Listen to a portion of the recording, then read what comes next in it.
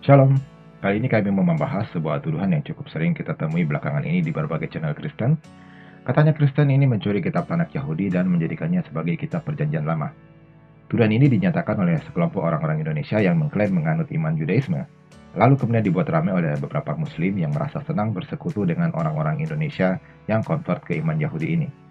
Sebelum kita lanjut membahas masalah tuduhan ini, saya mau mengucapkan selamat datang untuk Anda yang baru pertama kali menyaksikan video di channel Solidia Gloria ini. Dukung kami dengan like dan subscribe supaya lebih banyak lagi orang yang terjangkau oleh video-video kami. Oke, kita kembali ke masalah tuduhan tadi. Orang-orang Yahudi Indonesia ini sepertinya tidak paham sejarah saat mengeluarkan tuduhan ini. Kita dan mereka ini sama-sama orang Indonesia, jadi apa yang membuat mereka merasa lebih berhak menggunakan kitab Tanakh daripada kita? Apakah mereka merasa mengikuti iman orang Yahudi? Bukankah Kristen juga mengikuti iman orang Yahudi? Kurang Yahudi apa Tuhan Yesus, Petrus, Yohanes, Paulus, Yakobus, dan semua murid-murid Kristus pada masa itu? Jadi, jika kita sama-sama mengikuti iman orang Yahudi, apa yang membuat mereka merasa lebih berhak menggunakan Tanakh dari Kristen? Apakah karena kita menyandang nama Kristen? Jika benar nama Kristen yang menjadi masalahnya, maka mereka benar-benar orang yang buta sejarah. Nama Kristen itu bukan berasal dari kita. Begitu juga dengan nama Nasrani. Nama Kristen itu pemberian kaum pagan Yunani, sedangkan nama Nasrani itu pemberian kelompok Yahudi yang menolak Kristus. Pada masa kedatangan Kristus 2000 tahun yang lalu, itu terbentuk dua kelompok Yahudi. Ada Yahudi yang menolak dia sebagai Mesias, dan ada Yahudi yang menerima dia sebagai Mesias. Lalu, atas dasar apa Yahudi Indonesia ini merasa lebih berhak menggunakan Tanakh? Hanya karena mereka mengikuti kelompok Yahudi yang menolak Yesus Kristus sebagai Mesias. Di dalam sejarah Yahudi, kita bisa melihat ada beberapa kelompok Yahudi dengan susunan kitab suci yang berbeda dan juga paham ajaran yang berbeda. Tapi tidak ada satupun yang tercatat di dalam sejarah yang dengan noraknya melarang kelompok lain menggunakan kitab tertentu. Di dalam Alkitab tercatat bagaimana orang-orang Yahudi yang menerima Tuhan Yesus dan yang menolak dia beradu argumentasi. Tapi tidak ada yang tercatat melarang kelompok pengikut Tuhan Yesus untuk menggunakan Tanakh sebagai landasan argumentasi. Mungkin sekarang juga ada Kristen yang kaget karena tiba-tiba merasa menjadi orang Yahudi. Begini, jika kita membaca surat Paulus ke Roma, di situ sudah jelas tertulis kalau kita ini seperti tunas liar yang dicangkokkan pada pohon zaitun yang menjadi perlambang untuk bangsa Israel. Jadi kita ini memang berakar dari Yahudi. Tapi jangan salah, Yahudi yang menjadi akar kita itu bukan Yahudi yang menolak Kristus. Yahudi yang menjadi akar kita adalah para murid Yesus Kristus yang pemahaman dan pengajarannya dituntun langsung oleh Roh Kudus Allah, bukan Yahudi yang dicap sesat dan tidak paham kitab suci oleh Tuhan Yesus.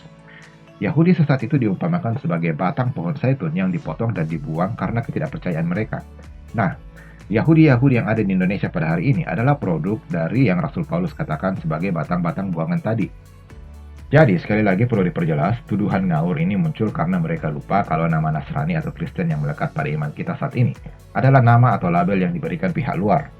Iman kita saat ini masih kelanjutan dari apa yang diimani oleh orang-orang Yahudi pada masa Tuhan Yesus turun ke dunia ini, yaitu iman versi rencana penebusan Allah yang sudah tergenapi. Iman yang sudah menggenapi Taurat, dan hidup di dalam perjanjian baru, di dalam penebusan Kristus. Demikian sehingga Allah juga pada akhirnya menyatakan keselamatan atas segala bangsa. Sebagaimana yang sudah dinyatakan di dalam kitab Yesaya bahwa Taruk dari tunas Isai akan berdiri menjadi panji-panji bagi segala bangsa dan suku bangsa.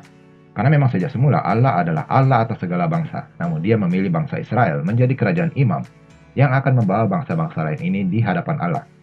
Satu hal yang tidak bisa kita lupakan terkait tuduhan mencuri ini, orang-orang Yahudi ini juga dituduh mencuri oleh Islam. Mereka dianggap mencuri dan merampas tanah Kanaan di masa lalu, dan sekarang dianggap mencuri dan merampas tanah yang sama dari orang-orang Palestina. Pembelaan yang sering dikatakan oleh orang-orang Yahudi ini adalah segala sesuatu di bawah kolong langit ini adalah punya Allah.